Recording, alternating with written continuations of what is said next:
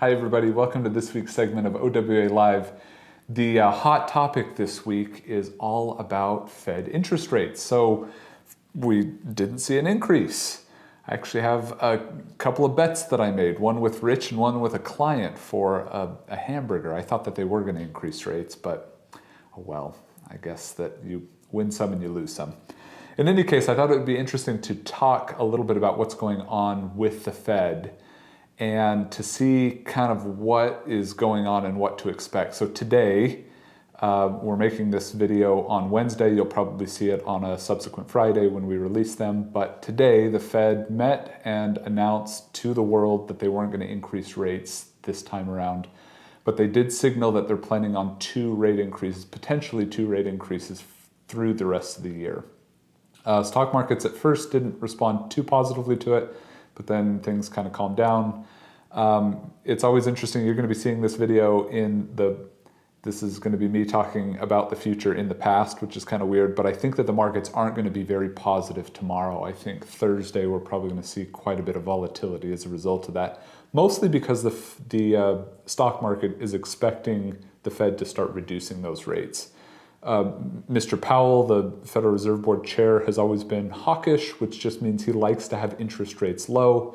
He'd much rather have lower interest rates and a booming economy than higher interest rates and a more stable dollar and stable inflation rate. So that's just his nature. That's the type of Fed chair he is, which is fine. There are two sides of that equation and both sides have merits. But I think the stock market in general was expecting to start to hear news on reducing those rates. I have on the board here kind of an interesting chart where it talks a little bit about the major concern of the Fed and the Fed interest rate. So this is from Fred. We used to talk about this a lot, and we haven't really talked about it too much since. This is a great resource for things like inverted yield curves and stuff like that. You can go and check this website yourself, fred.stlouisfed.org. But what I did here is the blue line is our inflation rate. So that's what's known as Consumer Price Index or CPI. That's kind of the major metric that the Fed pays attention to. And then the orange or red line here is the federal funds rate. So that's the interest rates that we're all talking about. That's kind of how these things work. Now I took this back to like the late 70s because I wanted to see what happened last time we had some significant inflation. And you can see the Fed, this is Paul Volcker. I don't know if any of you were paying attention to your economics back then, but Paul Volcker was very focused on making sure that the Fed funds rate exceeded what the inflation rate was. And that was how they combated the high inflation rates through the 80s. And we're in a different market, we're in a different economy than we were back then. So I'm gonna scoot over here to this side and hopefully you can see that. But the key here is that these Fed funds rates have kind of flirted with the inflation rate all along. Now, there was a period all through the Volcker days and into Alan Greenspan's days where they just said, we're going to make sure that the Fed funds rate and CPI are the same. Or maybe the Fed funds rate is going to be a little bit higher. That's going to keep inflation to a minimum. And so that's kind of what happened through the mid-90s and early 2000s. We saw little hiccups here and there, and the Fed was very quick to increase rates to make sure that they stifled. But then we went into this period where we decided, well, what would happen if we had lower interest rates than what inflation is? So the Fed started dropping those inflation rates down. We started to see trends where inflation was picking up, like through the mid-2000s, housing prices were starting to boom, oil crises, all kinds of stuff like that was going on. And so the Fed thought, ooh, this isn't a good idea, let's not play this game.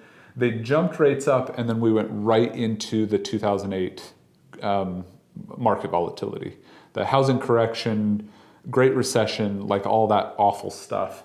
And the Fed decided at that point, we're just gonna put rates down to zero. We need to stimulate the economy. We're on the brink of a depression. What are we gonna do for this? For the most part, inflation responded pretty positively. There was 1 or 2 quarters there where we had deflation through like 2010, 2011. But for the most part, inflation stayed stable. And midway through 2015, the Fed decided, okay, it's time that we start increasing rates. We've got to have some cards in our pocket just in case, inflation gets out of control. We got to have something that we can combat that with. Well, wouldn't you know, at the same time they started increasing those rates, that was exactly when COVID hit. They were again concerned for, global pandemic and all the economies and all that stuff, that we were going to go into a depression. So they dropped the rates again, only to see inflation go out of control. Now that was a natural consequence of kind of what we went through. And honestly, we had done so much spending through here that I think every economist was expecting some level of inflation. It jumped, and I think at its peak it was sitting at like 9%, even though the inflation that you and I feel is probably a little bit higher than that. But the Fed immediately started to increase those rates. What we're seeing now is, it's hard to see on this, so let me see if I can zoom this.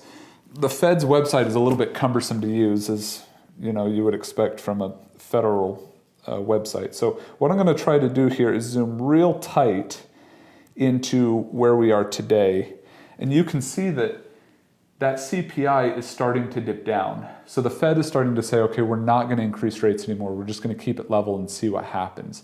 Now, this kind of bothers me a little bit because CPI is still very much higher than it should be. Inflation is still much higher than the Fed would like it to be. But because banks are failing, and because I think the Federal Reserve is concerned a little bit about markets correcting, or maybe economies crashing. I don't really know what they're 100% concerned with, but it seems like the banks. They're saying now, okay, we're going to pause this and just see kind of what inflation does. This is a risky game that they're playing. If they don't get this right, then inflation will spike back up, and we'll see periods maybe over the next 5 or 6 years of very spiky and sticky consumer price index increase. I don't know though, I'm not an economist, so honestly I'm glad I'm not in Jay Powell's shoes, because quite frankly, he's got a very difficult job ahead of him. So anyways, just so that you could be updated, I know this is a little bit longer of a video than what we usually do for this, but there's a lot of good information out there at your fingertips, and we want to train you and educate you so that you know a little bit about what's going on and what to expect on your finances. If you'd like to dive into this a little bit more, feel free to give me a call. I'd be happy to set up an in-person or Zoom visit, a phone call with you, to where we can go over some of these details more specifically. Until next week, feel free to watch a couple of our videos. I think I've got a couple swirling around my head here. If you have any specific questions you'd like us to address, we'd be more than happy to talk about those with you. We'll see you next week on OWA Live.